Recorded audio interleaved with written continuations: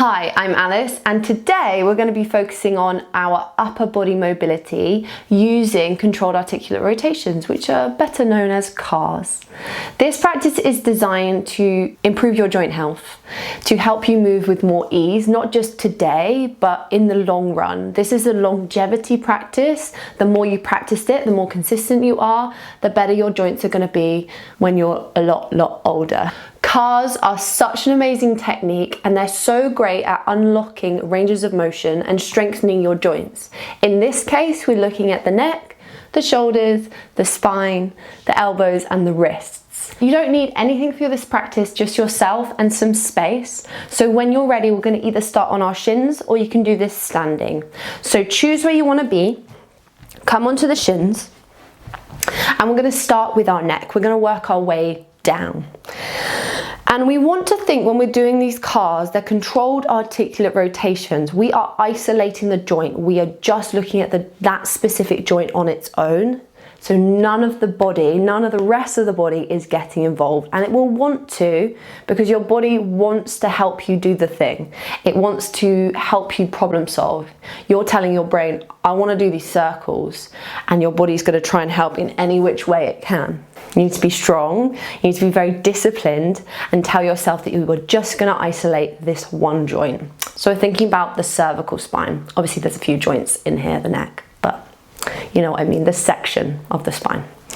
So I want you to think like you've poured cement all the way up into your collarbones. So the whole rest of your body is rigid, it can't move, and then we start to push into the floor, push through the shins, the knees if you're standing, into the feet. And feel everything nice and strong. And we're just going to work the neck, big circles. Take a breath in, squeeze your glutes nice and strong, and then draw the chin to the chest. Start to glide your chin across your right collarbone, look over your right shoulder. Then bring your right ear and pour the right ear, like you're pouring water out of your right ear, over the back of your right shoulder. And then start to open up to the ceiling, look up. Send the head back. Pour water out of your left ear over the left shoulder. Chin down to the left shoulder. Bring the chin through the center. Going the other way, taking the chin to the left shoulder. Pour water out of your left ear. Take it back. Right ear drops. Chin drops. Roll through the middle. That was one each side. We're going to go twice more each way. So taking the chin to the right shoulder. You might start to get the pattern. And as you do, see if you can start to make it a little bit smoother. A little bit smoother, and each time the circle gets a little bit bigger. Nice and strong through the body. Keep pushing through the floor. Chin over to left shoulder. Left ear back behind you, pouring water out of the ear. Send it back. Right ear. Chin over to right shoulder. Glide it through the middle. Keep punching the knuckles away. Good, last one, nice and strong. Don't move anything else. Chin to right shoulder. Water out of right ear. Send the chin up. Water out of left shoulder. Look over the left shoulder. Come through the center. Look over to the left. Water out of left ear. Head back. Water out of right ear. Chin down. Roll it through the middle. And release. I don't know about you, that always gets me. You don't really breathe when you're doing it. Take a little moment to just settle here.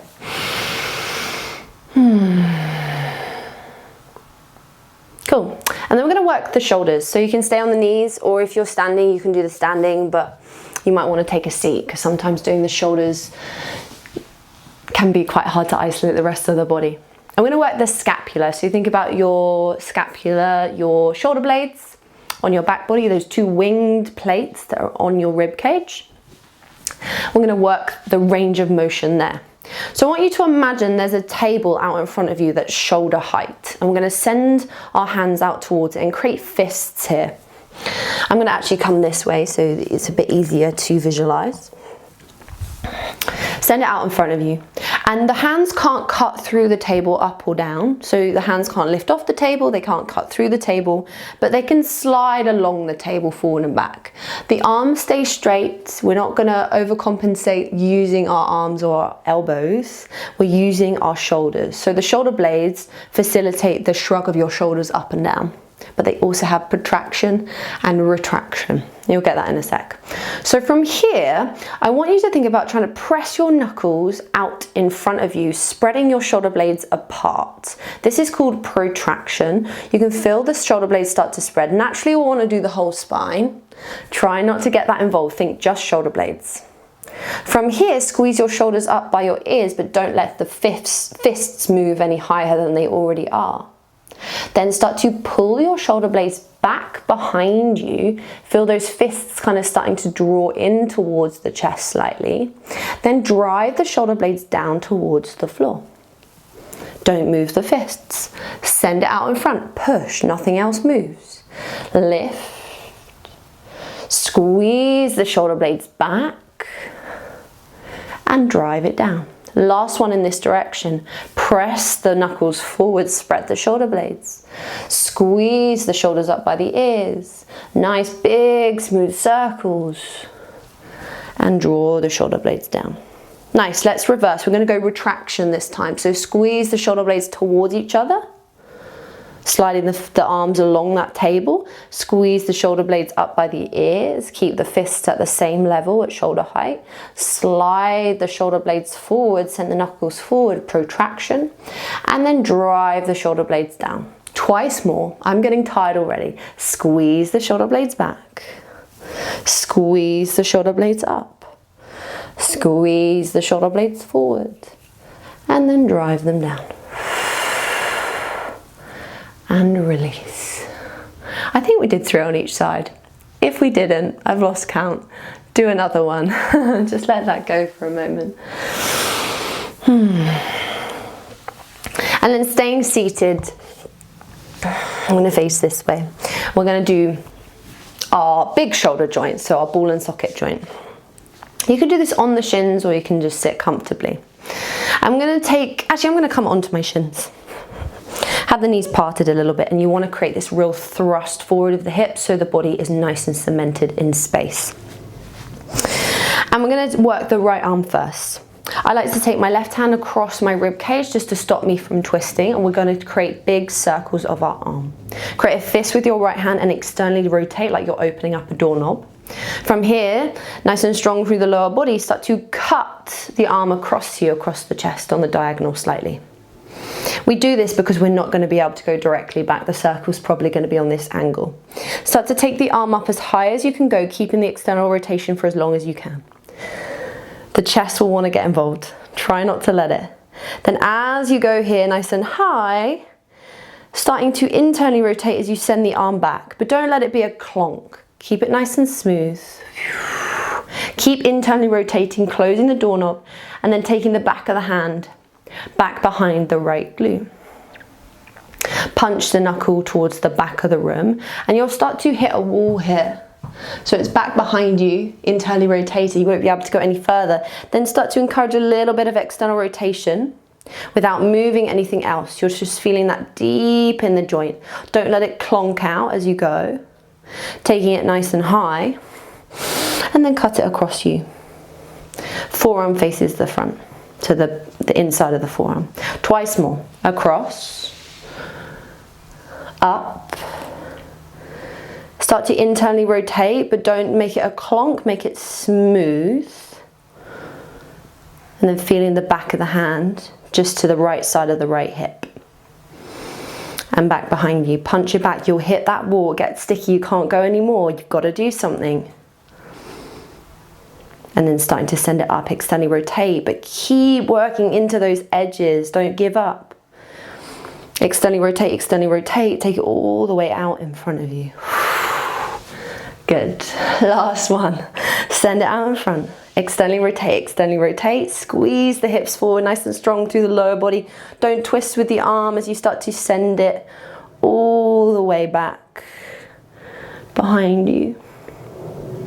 Punch it back. Find that wall. Try not to let the shoulder blades squeeze up. Keep it nice and heavy. And then cut it across. And release. Whew. I always find those so hard. They get me every time. I'm going to take the other side. I'm just going to swap sides just so I can show you. So now we know what we're doing. Take the right hand across the left side of the ribs just to prevent you from twisting with the arm. Squeeze and firm the hips, press the knees and the shins into the floor. If you're seated, that's okay. Just try to stay strong. If you're standing, same principle. Take a fist into the left palm. Start to cut the arm across you, externally rotate like you're opening up the door. And keep opening the door for as long as you can go, until you kind of hit that wall, and the arm probably won't go up by the ear. We think it will, but it won't. Mine definitely doesn't. Try not to let the ribs flare, and then start to internally rotate, keeping the hips nice and strong, hands starting to ease into all of those sticky places. Back of the hand to the outside of your left hip. Send the left arm back. Starting to externally rotate, as you start to send the arm up. Keep punching the knuckle away from the body, don't let the arm bend. And out in front of you. Nice, twice more. Cut it across. Send it up and back. Create the biggest circle that you can make. All the way. Back, behind. That's it. And back. Externally rotate and up. Punch the knuckle up. Externally rotate, externally rotate. Biceps facing the front of the room. Good, let's go one more. Send it out in front. See if you can make it a little bit smoother and a little bit bigger.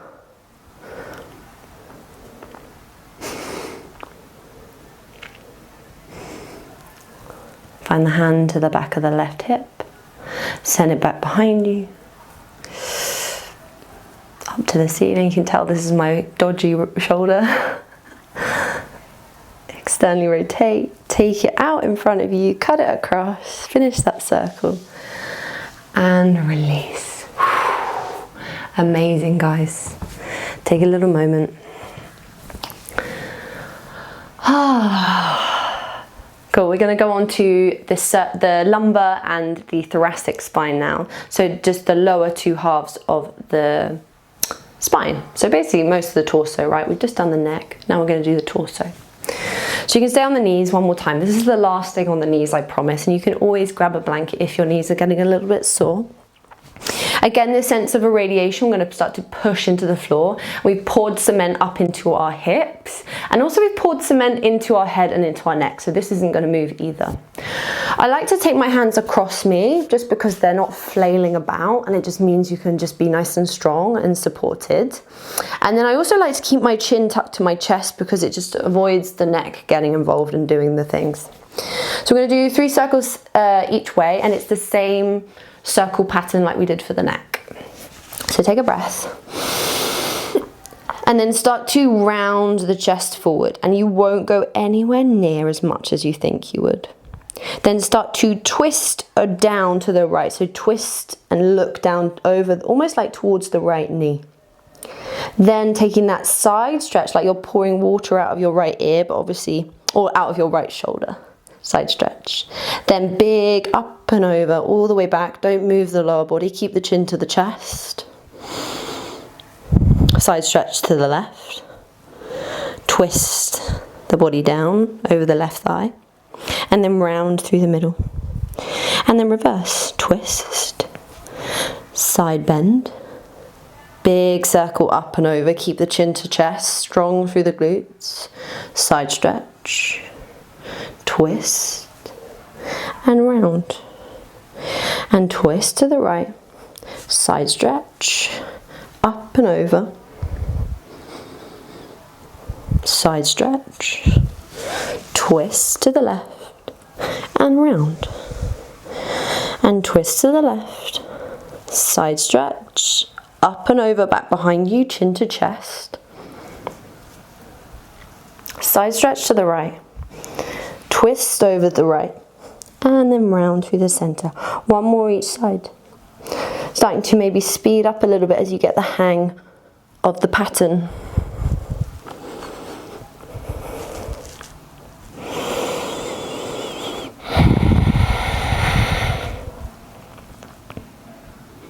Notice if your hips are creasing back, or you can keep them nice and open. Side stretch to the right, twist it down, round through the center, release. Whew. Nice, come off of those knees and let it go. Nice, we're just going to work elbows and wrists. And they're a lot faster than the bigger joints. Think about your elbow, and we're going to do both at the same time. You can sit down, or you can actually be on your knees again if you want to. It's really your choice. I might do it again just to give me some height. And we're going to do both at the same time. So we're literally trying to isolate the elbow, right? Nothing else is moving. And we're going to bring the palms up towards the tips of the shoulders, and the hands are nice and flat. Then we're going to flip the palms to face the front of the room, not moving anything else. And then we're going to take the hands down. And then we're going to flip the palms up, draw the palms up towards the shoulders, flip the palms forward, and then take the hands down. Good, just one more. Flip the palms up, take them to the shoulders. You create this little W position, flip the palms forward, and then take the palms down. Good, and then reverse, backs of the hands to the shoulders, pinning the elbows into the waistline, flip the palms towards the shoulders, take them down. Flip, backs the hands to the shoulders, flip, backs the hands to the legs. Last one, flip, backs the hands to the shoulders, flip, backs the hands to the legs, release. Nice. And then just last final one to finish our practice today. I know this always feels so long, the upper body, there's so much going on. We're going to do our wrists. Now we'll do them both together, but you can do this one at a time and actually hold the forearm and just really isolate the wrists. But we're going to do both at the same time. It's a little bit harder, but we'll see. So have the forearms out in front of you, and you can pin the elbows in towards the waistline, so you're really like close and connected here. Palms nice and open. And I want you to think about starting to send your fingers towards the floor, but nothing else moves except the wrists. And then start to send the fingers out to the sides of your mat. And then without curling your fingers up, think about taking it from the wrist, keeping the hands nice and straight. Draw the fingers up towards you. Then taking the fingers in towards each other.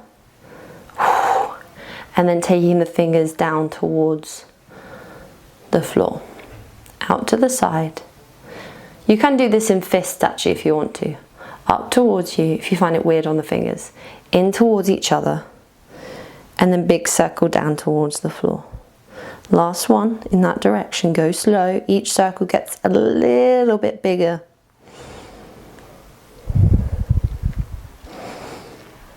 Nice. When the knuckles or the fingers are now pointed towards the floor, go the other way. Draw them in towards each other. Round them in without creasing in the fingers, just the wrists. Out to the sides and down to the floor. That's one. I hate these so much. In towards each other, up to the forearms, over to the right,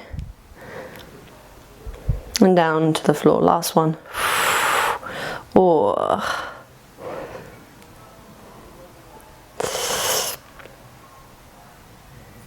And release. Oh. And just let it go, shake it out, see how you feel. That was a spicy practice. It's It can be a lot quicker once you know what you're doing. I encourage you to come back and do this one again and again. It's a really great practice and it's so good for your joints. If you liked this video and you want more, then please subscribe to my channel and hit the bell button for notifications. And please hit the thumbs up button below and let me know how you got on in the comments. I hope you have a fabulous rest of your day and rest of your week, and I hope to see you very, very soon. Lots of love.